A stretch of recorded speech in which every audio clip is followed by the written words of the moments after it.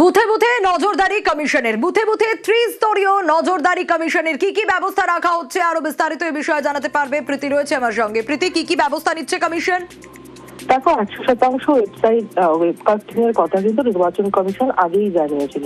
তবে 2024-এর নির্বাচন হোক বা 2021-এর এই ওয়েবকাস্টিং মূলত বুথের ভিতরেই হতো।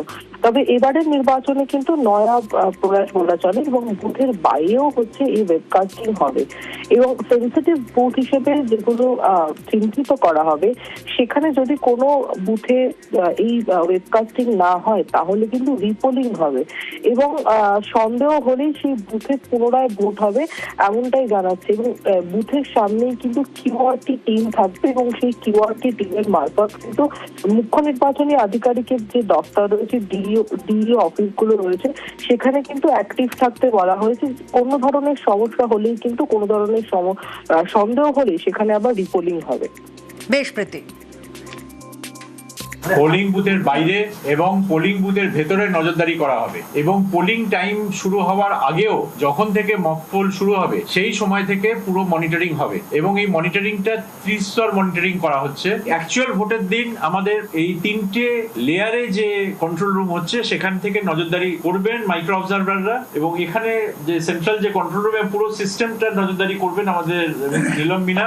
কাউন্টিং যখন হবে গণনা কেন্দ্রেও একই রকম ভাবে আমাদের কন্টিনিউয়াস ফিড আসবে কন্ট্রোল রুমে এবং সেখানে এই সেন্ট্রাল কন্ট্রোল রুমেও আসবে এবং ডিএম এর ডিও কন্ট্রোল রুমেও আসবে।